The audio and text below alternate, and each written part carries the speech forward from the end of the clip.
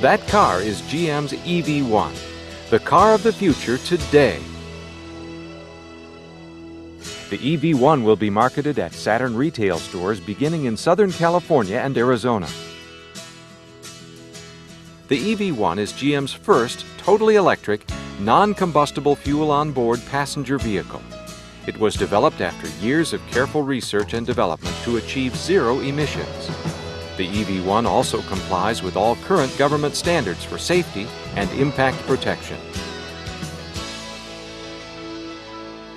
Overall, the car is very similar in size to a Saturn SC2. However, the EV1 is heavier due to the weight of its batteries. Other similarities to Saturn include the extensive use of corrosion-resistant non-metal exterior panels. The EV1 is a completely electric vehicle, meaning that not only the power plant but also all accessories rely on electricity for power. Therefore, the range, or how far the EV1 can go, will depend on many factors, including the use of air conditioning, the heater, road conditions, outside air temperature, and driving style.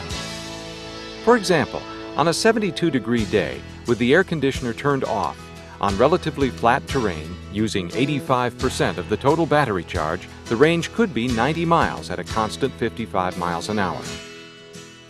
Assuming the same driving conditions, but in stop-and-go traffic, the range could be as high as 60 miles. When the EV1 is stopped in traffic or at a stoplight, it is not using propulsion power, so range is not diminished.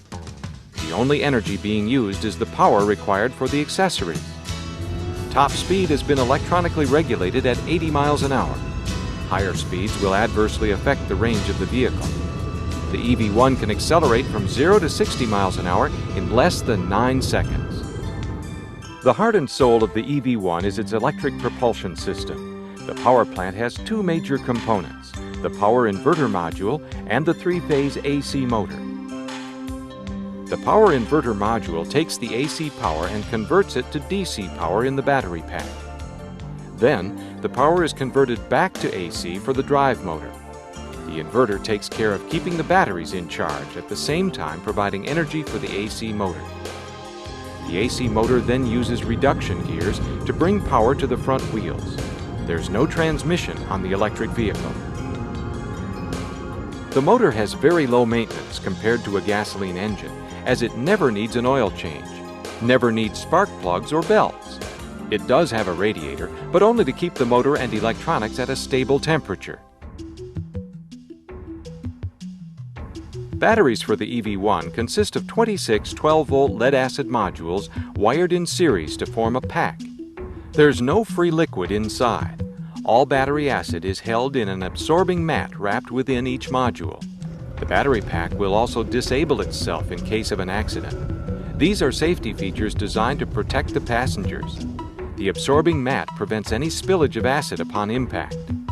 There's one 12-volt module under the hood that powers the computer, door locks, and emergency flashers. The battery modules are 98% recyclable and are made from recycled lead. Charging the EV1 is very simple. Just insert the charger paddle into the charging port, which is located in the vehicle's front fascia.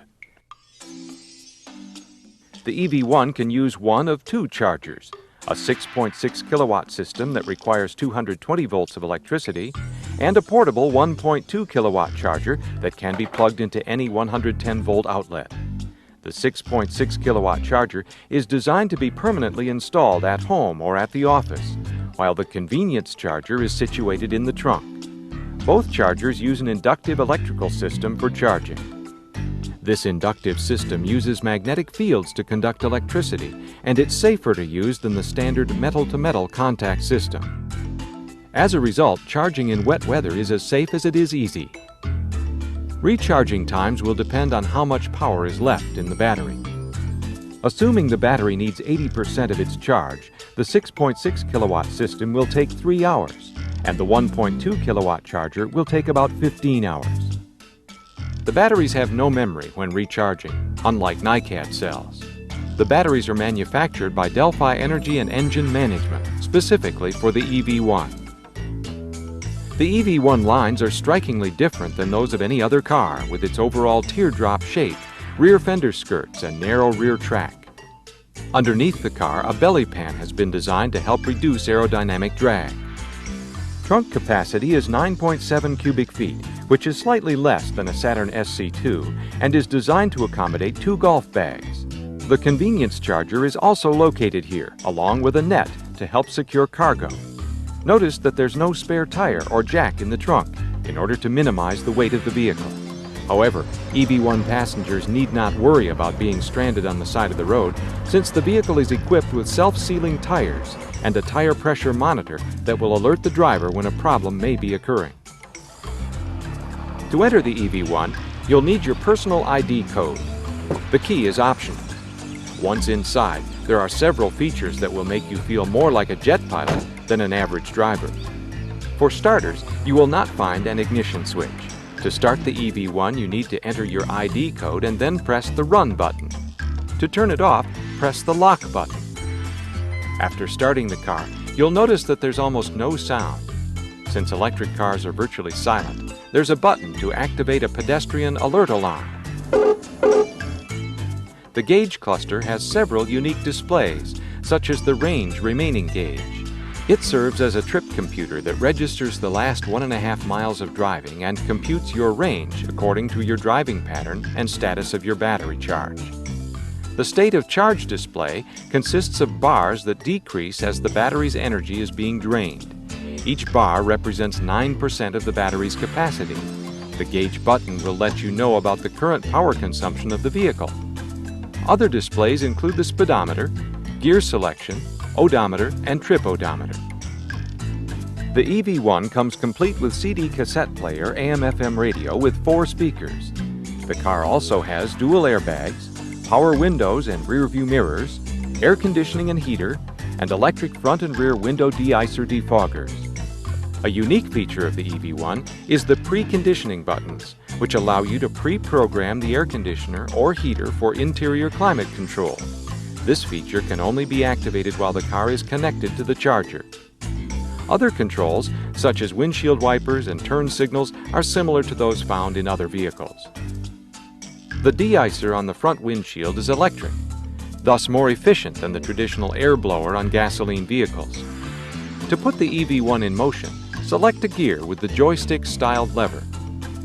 Another exciting feature of the EV1 is the coast-down button and the regenerative brakes.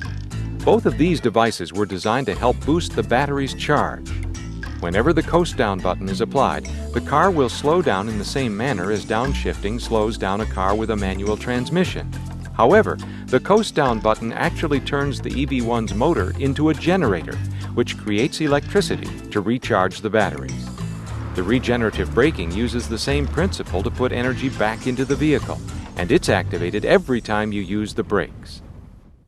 This coming fall, General Motors will be the first major automaker in modern times to market specifically designed electric cars to the public.